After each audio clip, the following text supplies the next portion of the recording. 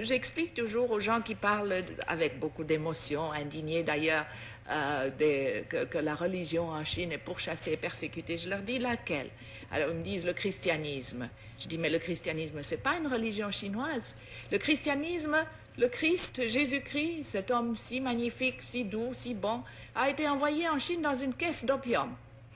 C'est comme ça qu'il nous est arrivé, avec le fusil d'un côté et l'opium de l'autre. Comment voulez-vous qu'on l'aime? Comment voulez-vous qu'on comprenne le christianisme?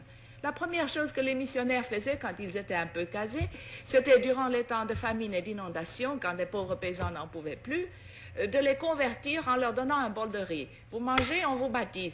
Si vous ne voulez pas être baptisé, vous ne mangez pas. C'est ce qu'on appelait les chrétiens du riz. Comment voulez-vous qu'on aime ça? Et puis alors, ils achetaient à tour de bras des villages. L'Église catholique est devenue grand propriétaire terrien. C'est à elle qu'appartenaient à Shanghai tous les districts de prostituées. Comment voulez-vous qu'on respecte une église comme ça? Ça, c'est le christianisme. Et je ne parle pas du protestantisme, qui était tout aussi mauvais. Le bouddhisme aussi a été importé. La Chine elle-même n'a jamais pu évoquer, n'a jamais vraiment créé une religion. C'est vraiment extraordinaire. Elle a eu le moralisme avec Confucius. Elle a eu le taoïsme, qui est une chose très vague. Mais ce sont deux philosophies qui font du comportement moral humain la fin en elle-même. Il n'y a pas un ciel, il n'y a pas un paradis, il n'y a pas au-delà de la vie une vie meilleure. Ça s'arrête avec la mort.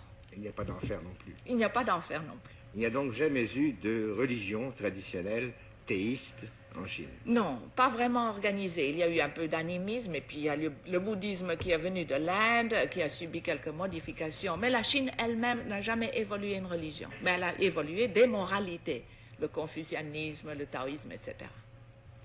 Et la condition féminine en Chine, telle que vous l'avez vécue et telle qu'elle existe aujourd'hui?